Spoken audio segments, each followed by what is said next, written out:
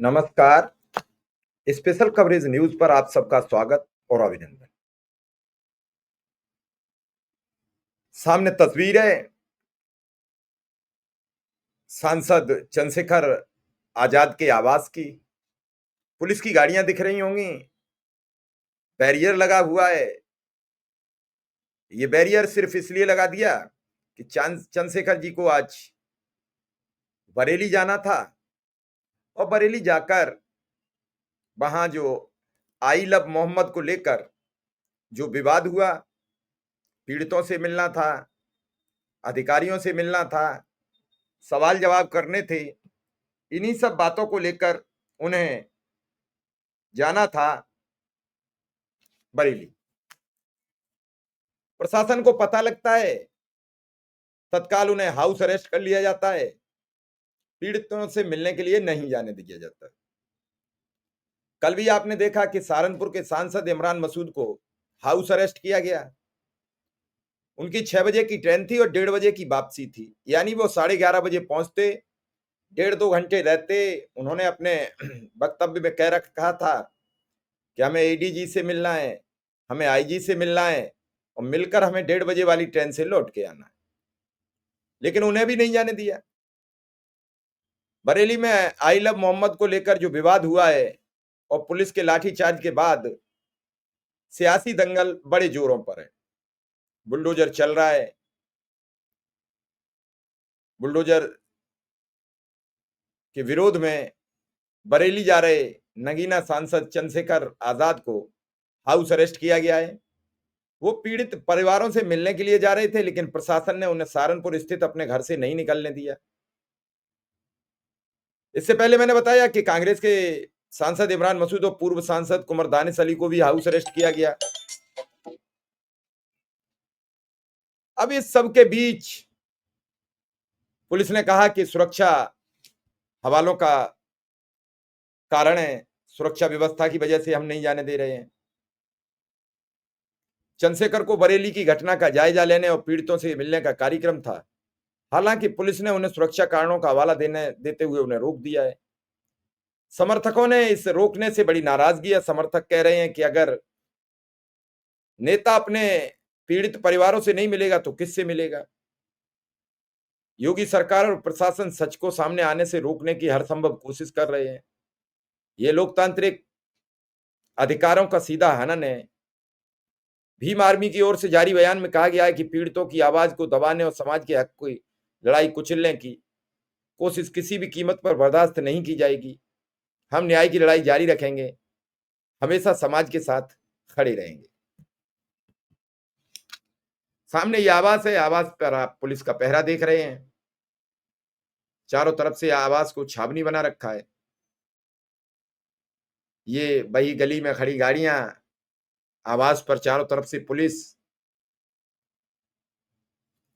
आप एक बात बताइए कि आई लव मोहम्मद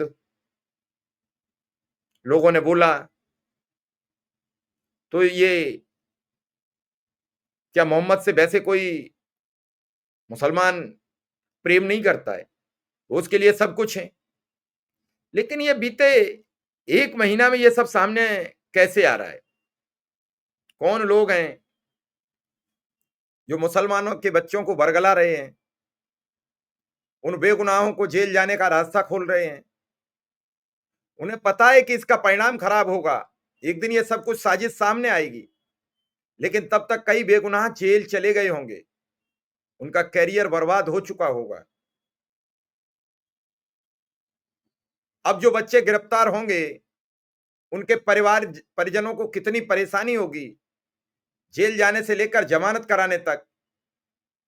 आपको याद होगा, दिल्ली में दंगा हुआ, शर्जील इमाम समेत 4-5 लोग आज भी जेल में बंद हैं। उनकी जमानत की तारीख तक की भी सुनवाई नहीं होती है। बरेली में आज तौकीर रजा समझ बड़ी तादाद में लोग जेल भेजे जा रहे हैं। हालात विपरीत हैं। उन विपरीत हालातों में बेगुनाह बच्चाओं को फंसाने का प्रयास जो कुछ से चल रहा है, उसे रोकने की जरूरत है। अपने धर्म और समाज से प्रेम करना, अपने पैगंबर से प्रेम करना, ये सबका अपना निजी अधिकार है। इजहार करने का भी सबका अपना अपना अधिकार है। लेकिन क्या इस तरह खुद को फंसा लेने से, अपने परिवार को संकट में डालने से क्या बेनिफिट होते हैं? जो बच्चे, जो बुजुर्ग, जो अधेड़ जेल चले गए, अब ये जेल से कब बाहर आएंगे? इनके बारे में किसी ने कुछ सोचा? चंद्रशेखर आजाद ने अभी मुरादाबाद जब बैठक हुई थी तो उन्होंने कहा कि फला आर्टिकल के तहत, अनुच्छेद के तहत हमें संविधान अधिकार देता है अपनी बात कहने का, अपने उद्गार प्रदर्शित करने का। और भैया यहां तो उद्गार प्रदर्शित करते ही लठमार शुरू हो जाता है। कैसे प्रदर्शित करोगे? आज की तारीख में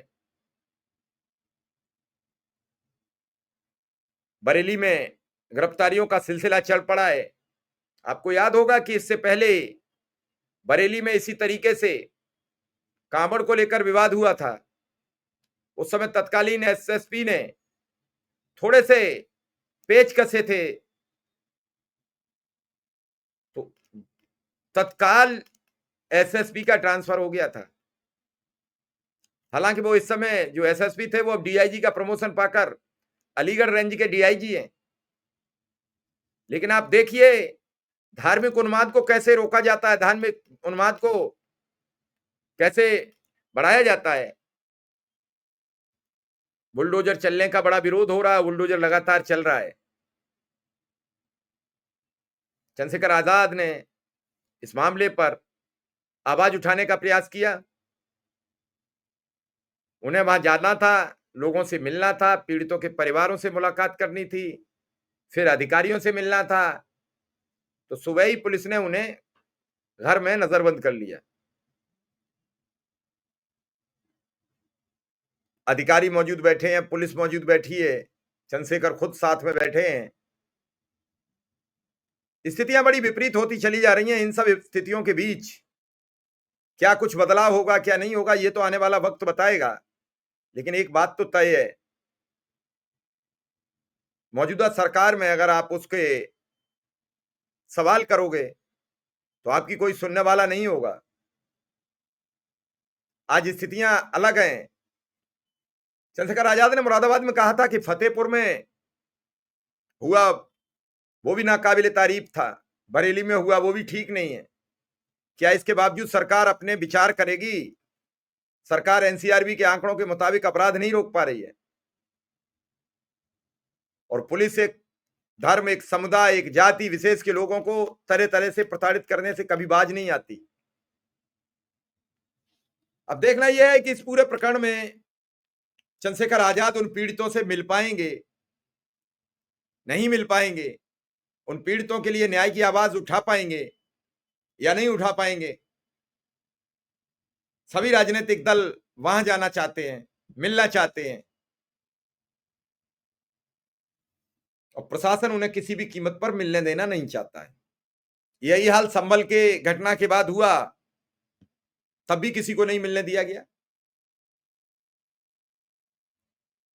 क्या इस तरीके से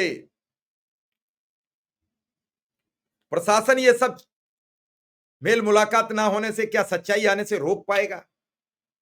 सच्चाई आज नहीं कल सामने आएगी, सच्चाई कभी रुक नहीं सकती है, लेकिन उसका इंतजार तो करना पड़ेगा। अब देखना यह है कि चंद्रशेखर आजाद के आवास पर पुलिस कब तक बैठी रहेगी, वो कब तक बरेली के लिए नहीं निकल पाएंगे,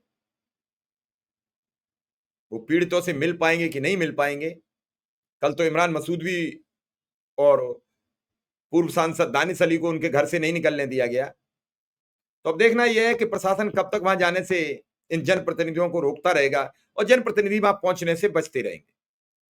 धन्यवाद, नमस्कार।